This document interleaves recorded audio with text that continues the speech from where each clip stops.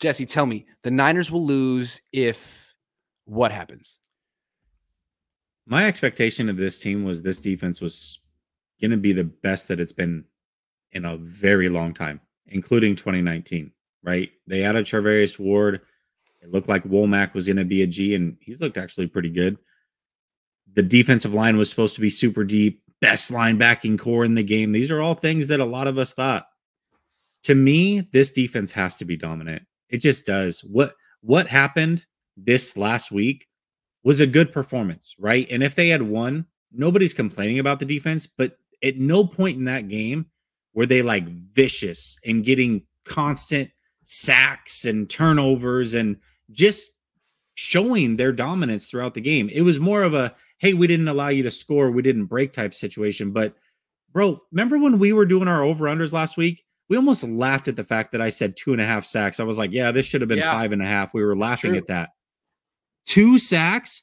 The over-under for Bosa, I thought, should have been 2.5 sacks. Like, the defense to get 2 sacks and then only 1 turnover, to me, that is not a dominant defense. That's not. No. They need to be dominant. They need to come out and assert their dominance. That's what they need to do. So if they don't assert their dominance in this game, they're going to lose this game. I agree. The sacks was crazy. 2 sacks.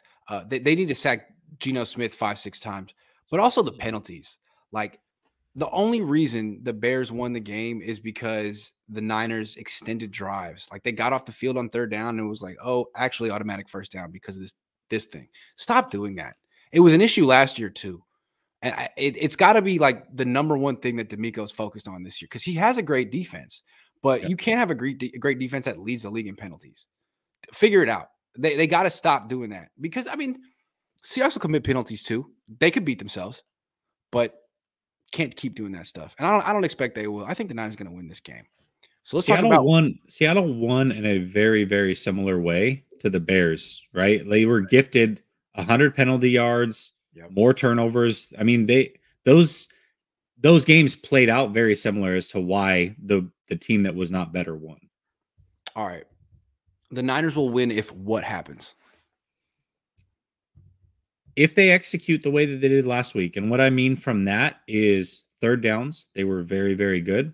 Time of possession, they won. They outrushed the Bears by quite a bit.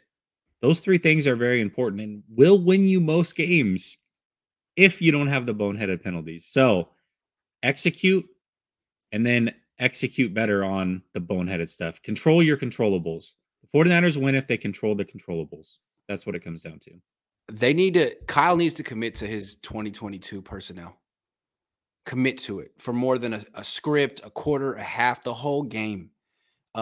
He's so stuck in 2021. Jeff Wilson Jr., Deebo Samuel. Like, Deebo had a terrible offseason. Jeff Wilson Jr. hasn't been the same since he tore his meniscus. You have a different quarterback. You're not looking for yards after the catch. You're looking for air yards. You're looking for completions near the sideline and down the field. Get the ball to Brandon Ayuk. Get Danny Gray on the field. You know, like, come on, man.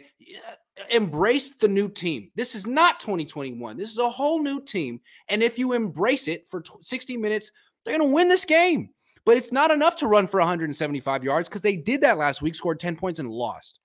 Embrace what you got now. There's a lot that this team can do. Call it. Jeff Wilson Jr. is starting to look a lot like Coleman. Yes. Just not explosive, meh. And guess what happened? He continued to, didn't he start Coleman in the Super Bowl over Mostert? It's like, bro, what are you doing right now? Why are we doing this?